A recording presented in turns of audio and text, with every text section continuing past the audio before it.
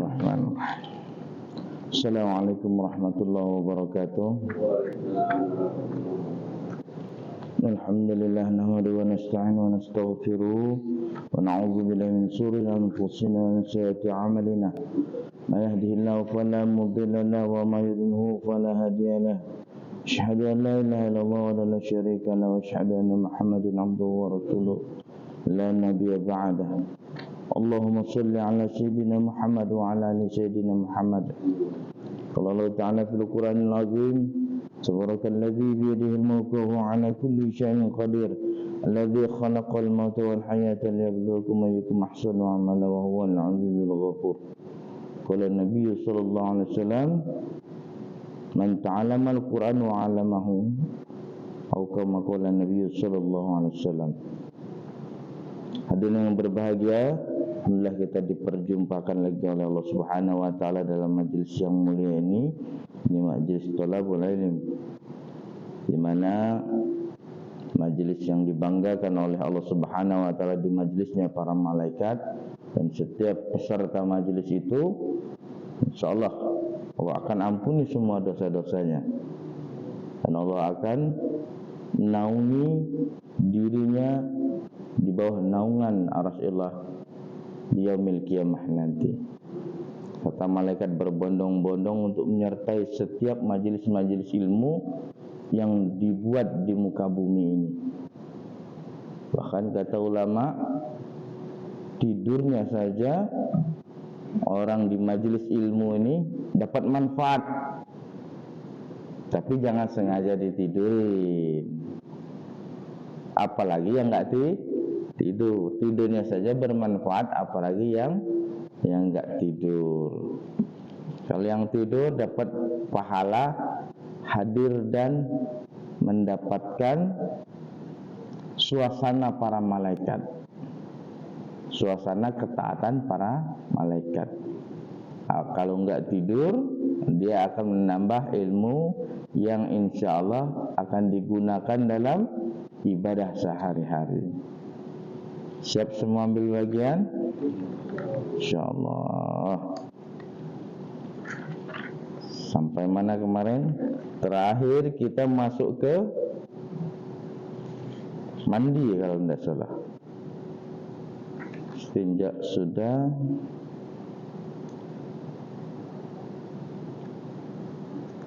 Wudu sudah. Fardhu ghusl. Ayo. Bismillahirrahmanirrahim. Faslun wa faraidul ghusli salasatu asya'a. Wajibnya mandi itu ada 3 perkara. Wajibnya mandi, fardu-fardunya mandi itu ada 3 perkara. Yang pertama an-niyatu, ini niat.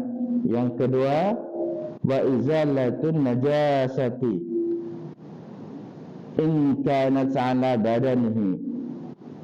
Yang kedua, menghilangkan najis jika terdapat atas badannya.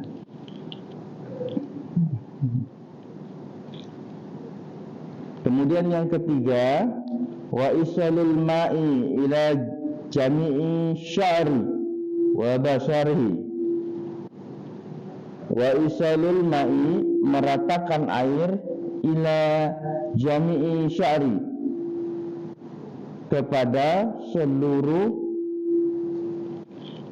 bulu rambut ini. Meratakan air ke seluruh rambut dan basarati, kulit.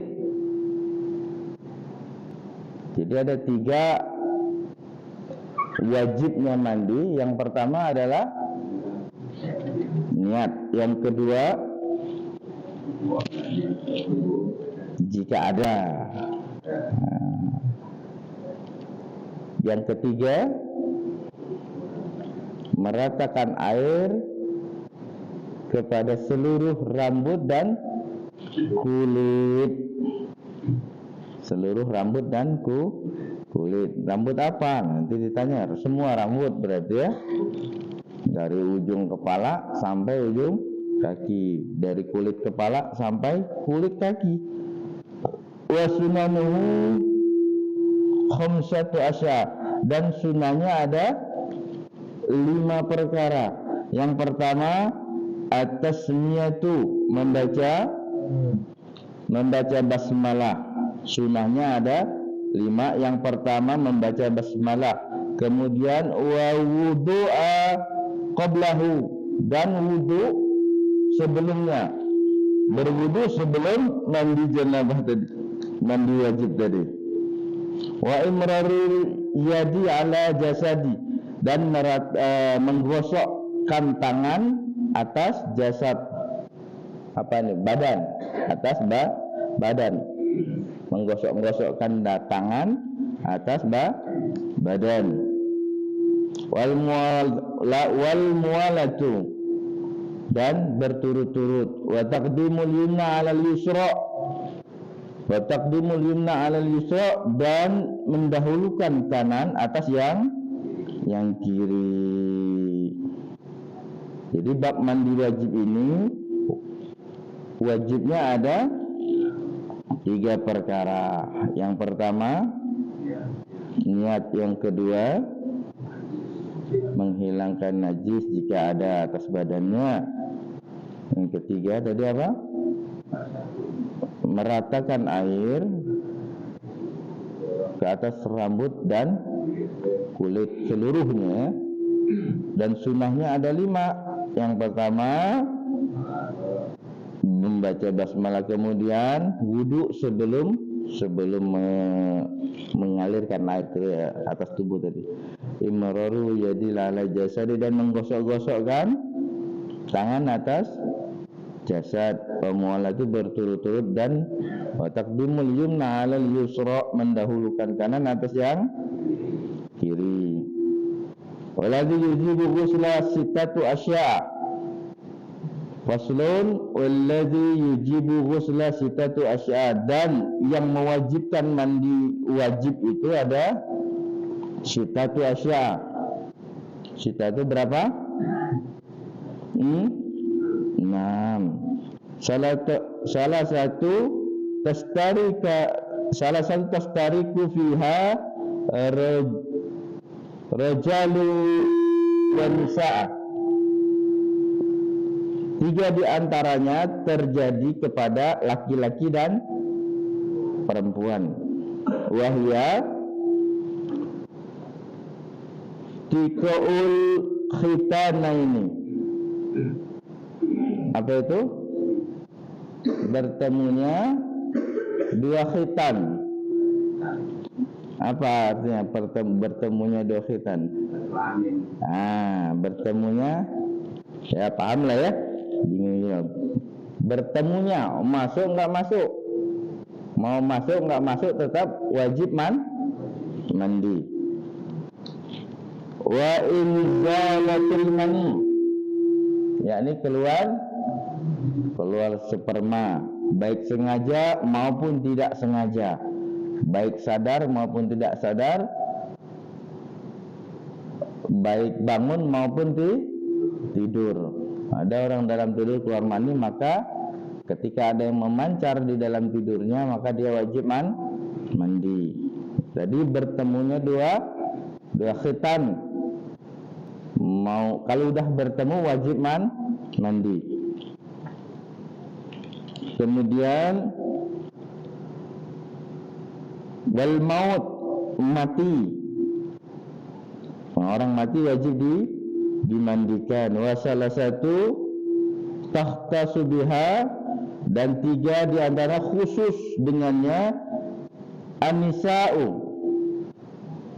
Tadi kan ada 6, 3 bisa terjadi kepada laki-laki dan perempuan, dan 3 lagi khusus dengannya untuk perempuan, hanya perempuan yang mengalami. Yang pertama apa? Wahia haidu, haid. Yang kedua wanifasu, dan yang ketiga wal wiladatu, wiladah. Tahu nifas, Pak? Ini perlu dipelajari, laki-laki harus penting mempelajari ini. Kalau haid darah yang keluar pada diri wanita setiap bulannya dalam keadaan normal. Saya sudah tahu. Kemudian wanifasu. Nifas itu ya darah yang keluar setelah melahirkan. Batasnya berapa? 40 hari. Lebih daripada itu bukan nifas, sudah penyakit. Tapi bagaimana kalau dia nifasnya cuma sehari? Ada ceritanya, itu banyak yang terjadi. Kalau sekarang ini kan musim sesar. Sesar tuh ada yang nggak nifas sama sekali. Wajib nggak dia? Maka dia udah wajib sholat kalau tidak ada yang keluar lagi. Kemudian wiladah.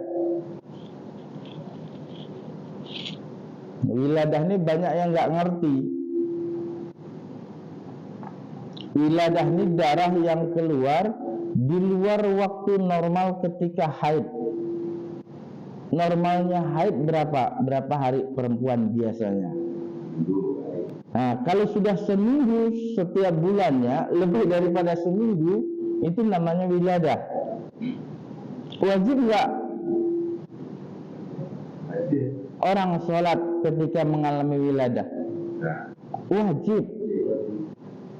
Tetap wajib sholatnya. Terkadang nggak ngerti, masih men. Padahal sudah lewat waktunya. Biasanya seminggu, ini lebih daripada seminggu masih keluar. Maka itu bukan darah men lagi, tapi itu disebut wiladah. Bagaimana dia sholat? Seperti orang yang kena penyakit sulsul baul yang kemarin kita bahas. Sulsul baul yang kencing terus, netes terus, beser terus. Caranya seperti itu. Maka dia harus melaksanakan sholat ketika azan dikumandangkan. Nah, maka dia wajib mandi dulu. Mandi setiap mau sholat. Paham nggak kira-kiranya? Haid sudah, nifas sudah. Jadi pertemuan kali ini adalah membahas tentang mandi janabah, mandi junub, mandi wajib. Jadi bab yang kita bacakan tadi wajibnya mandi dan yang menyebabkan mandi. Yang menyebabkan mandi ada berapa perkara? 6. 3 terjadi khusus perempuan, 3-nya lagi terjadi laki-laki dan perempuan. Apa aja kalau terjadi laki-laki dan perempuan? Bertemunya 2 khitan. Kemudian inzalul mani. Yang ketiga wal maut, mati. Kalau khusus perempuan ada 3 lagi: haid, nifas dan wiladah. Wallahu a'lam bishawab. Ada pertanyaan?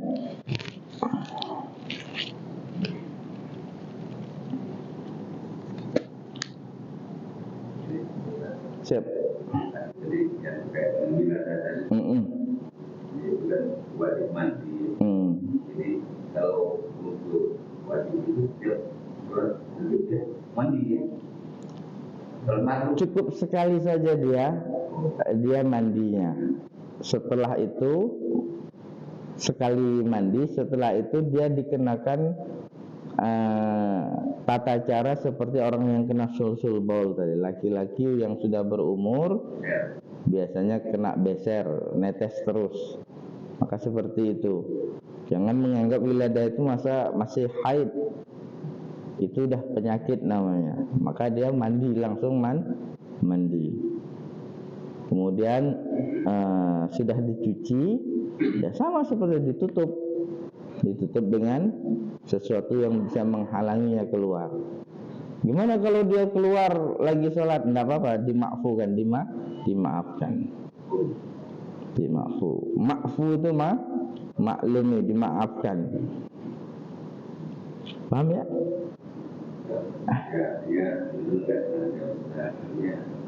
dan sholat fardu pada 5. Nah ini di antara waktu itu waktu yang mana yang dipilih untuk mandi?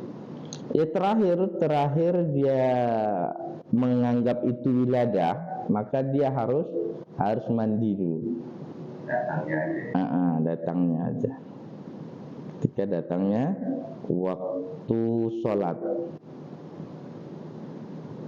maka dia harus mandi dulu. Maka sekali saja mandi cukup, nggak usah mandi berkali-kali, lagi 5 kali mandinya. Tapi dikenakan kalau setelah mandi wajib dia atas wiladahnya tadi, maka dia dikenakan tata cara seperti orang yang kena beser tadi. Ya, yang terkadang kita enggak enggak peka atau enggak teliti sama istri. Gimana? Masih halangan. Kok enggak sholat? Kita enggak ngerti ya.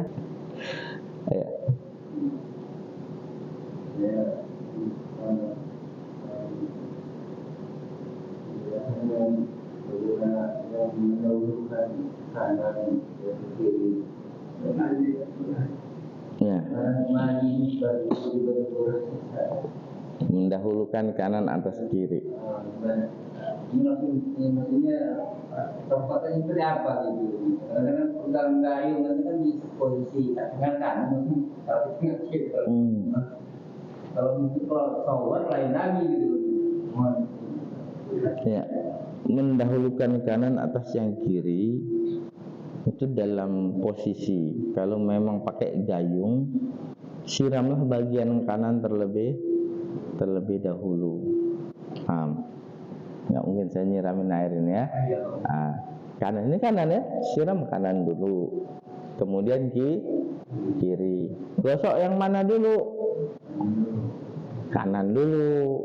Mungkin tadi imrarul yadi ala jasadi, menggosok-gosokkan tangan atas badannya. Maka dahulukan yang kanan dulu. Paham ya?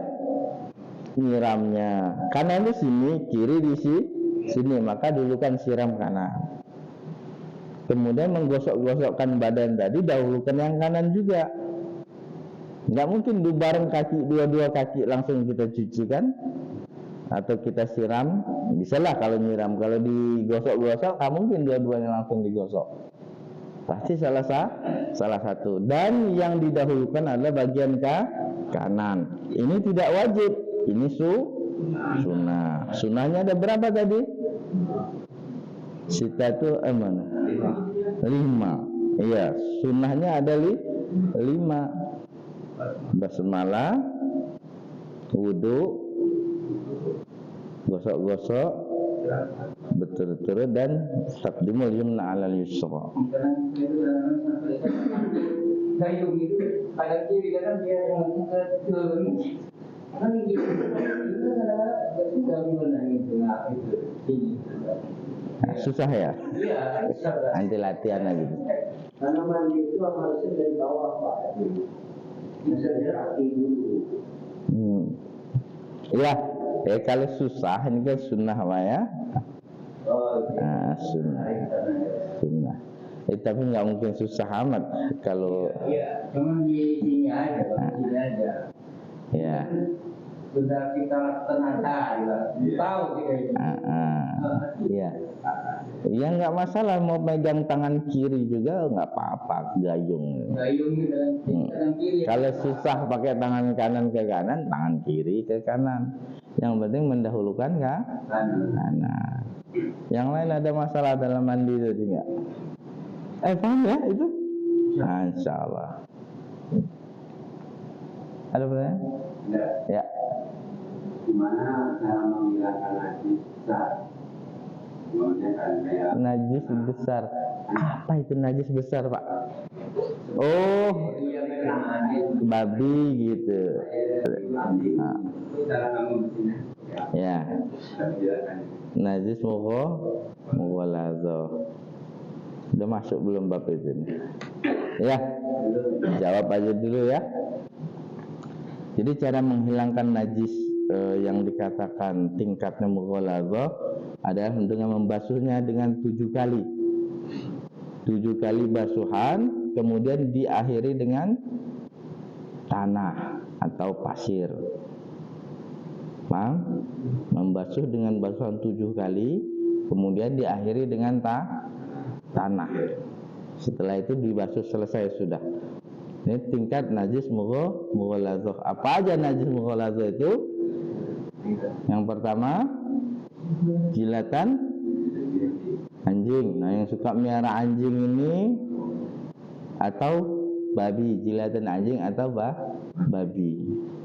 Sekarang ini orang muslimin lagi tren miara anjing yang lucu-lucu. Padahal itu najis sudah tingkatnya tingkat tinggi. Maka nggak bisa dengan 1 kali basuhan, harus 7 kali basuhan. Dan terakhir dengan tanah.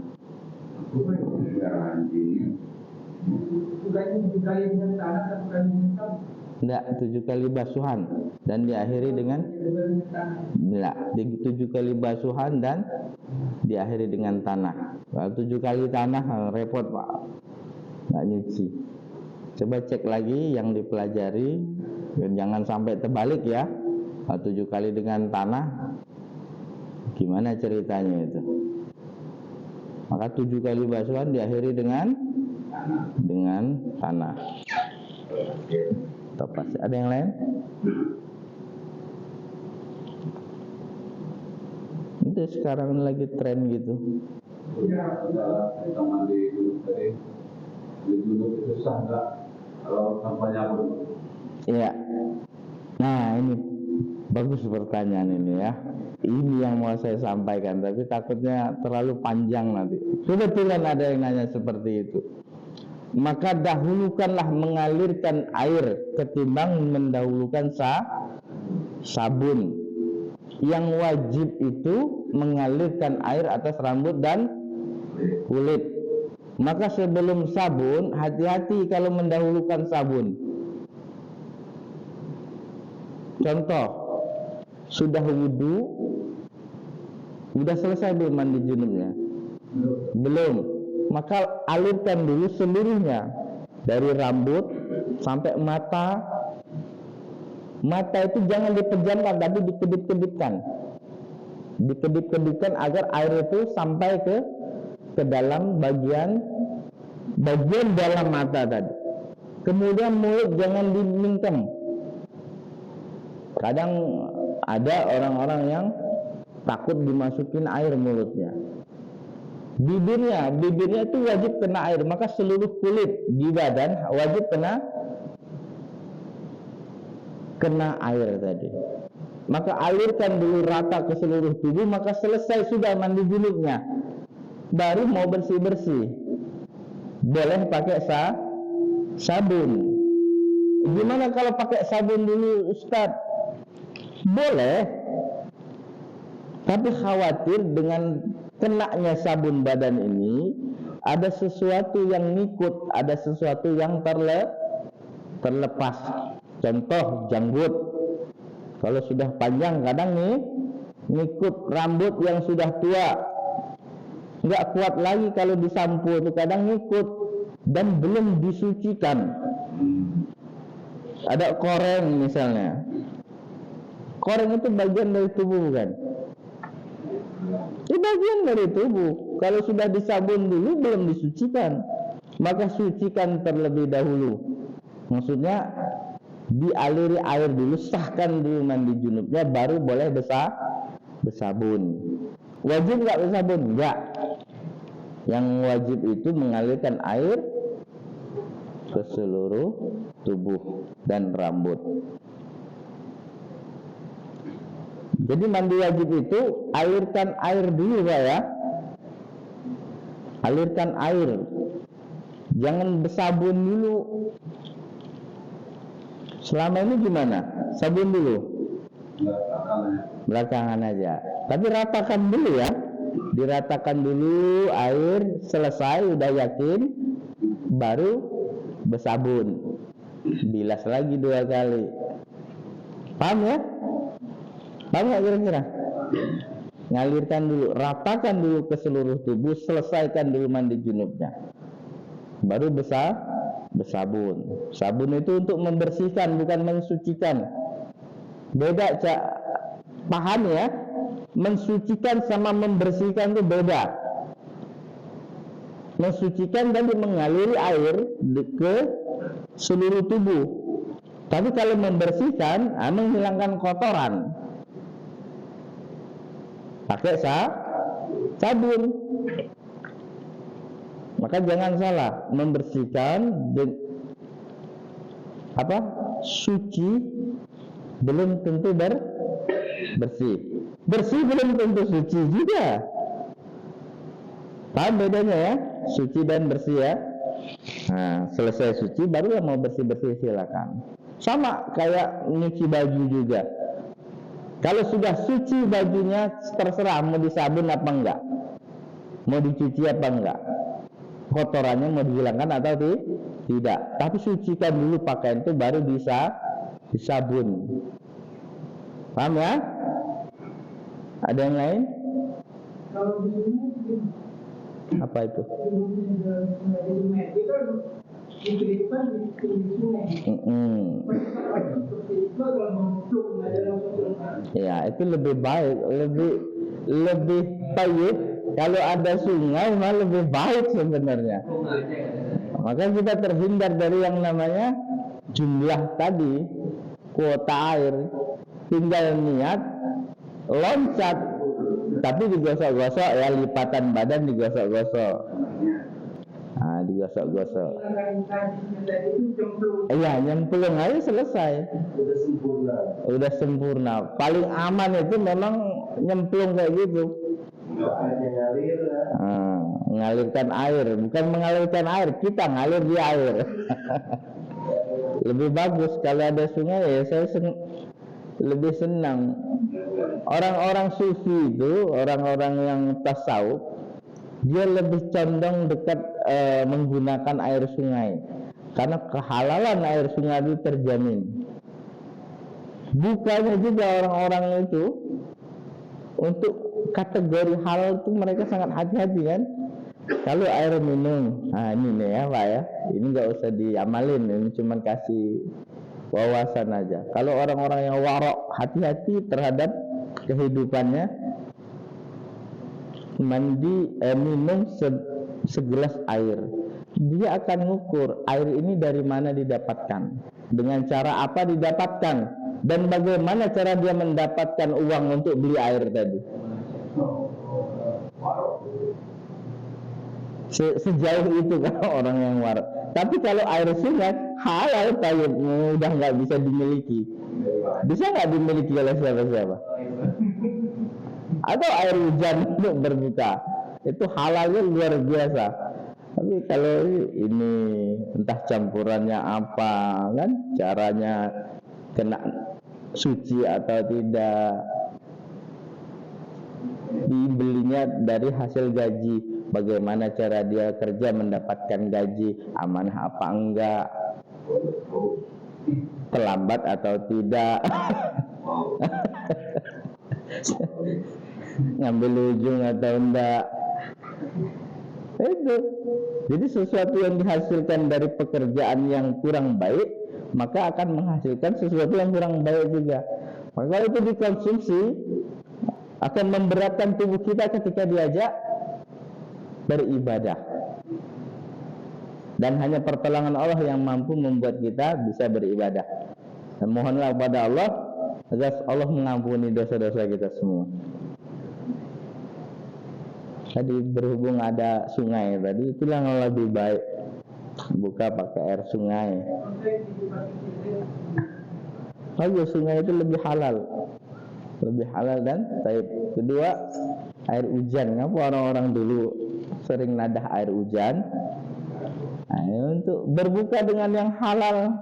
Apa yang dijamin bisa halal itu? Dua benda, sungai dan hujan. Tapi wadahnya Pak gimana? Nah, mikir lagi wadahnya dari mana, cara dapatkan. Itu cara hisab itu di dunia kayak gitu. Orang-orang sufi itu Yang ahli tasawuf, dia menghisap dirinya ketika berada di dunia. Latihan, maka di akhirat nanti kalau sudah dihisap itu nggak kaget lagi ya. Gimana ini ngambil air hujan, dia cari halalnya, yang halal 100%. Wadahnya gimana Pak katanya. Nah kacau urusan nih. Bukan, ini bukan untuk ditulis, bukan ya, diamalkan kalau sanggup nggak apa-apa, bukan untuk memberatkan, tidak memberatkan. Cuma ini sharing pengalaman orang-orang terdahulu ya kayak gitu. Jadi jangan aneh kalau orang-orang dulu dia untuk berbuka puasa itu ngambil air sungai untuk dimasak, kemudian nadah air hujan untuk dimasak. Kayunya juga izin dulu. Makanya kalau ngambil kayu, kalau ada yang punya jangan diambil. Boleh izin atau minta, lebih baik minta daripada ngambil langsung untuk membakarnya. Dan wadahnya juga dihitung. Berat ya dunia ini kata. Itu untuk orang-orang yang khusus ya. Warok namanya. Warok itu artinya hati-hati. Dia senantiasa, jangankan untuk benda-benda yang nempel dan masuk di dalam dirinya, sesuatu yang dilakukannya juga dihisap dulu sama dia. Kalau saja Allah tanyakan apa yang saya buat kali ini, saya harus jawab apa? Dia harus menyiapkan jawaban ketika Allah tanya. Kayak Sayyidina Umar, kenapa saya lakukan? Setiap saya melakukan sesuatu, saya berpikir 3 kali dulu. Yang pertama, ada mudaratnya atau tidak. Yang kedua, ini nafsu apa bukan. Yang ketiga, saya harus mencari jawaban. Bagaimana kalau Allah tanya kenapa saya lakukan ini? Berat ya? Iya, memang kayak gitu cara hidup sahabat ya. Boleh ditiru, tapi jangan kalau memberatkan, ya semampunya saja dulu Pak ya. Ada yang lain? Boleh. Saya itu pernah dengar tapi belum pernah melakukan. Terkait dengan ini, rambut yang terjatuh. Rambut yang terjatuh tentunya dalam keadaan belum bersuci. Ini sempat ada yang mengatakan itu ya bagi ikut disucikan juga, gimana? Ya benar. Itu orang tua saya dulu jilbabnya, setiap buka jilbab ketika sedang haid itu diperiksa, kalau ada rambut dikumpulkan. Maka ada dalilnya, sesuatu yang tidak disucikan itu akan nuntut nanti di akhirat nanti, nuntut agar minta disucikan.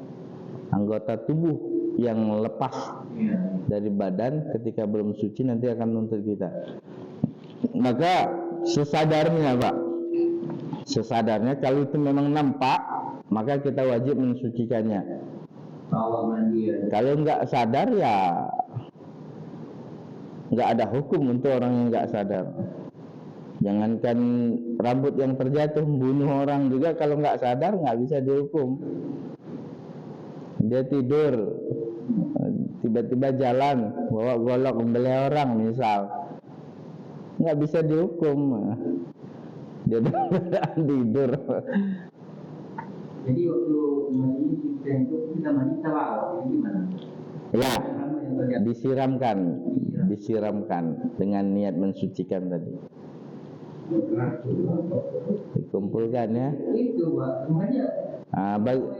Ya solusi untuk yang mudah rontok, ya ketika junub langsung saja selesai dinas. Ada jarang ya.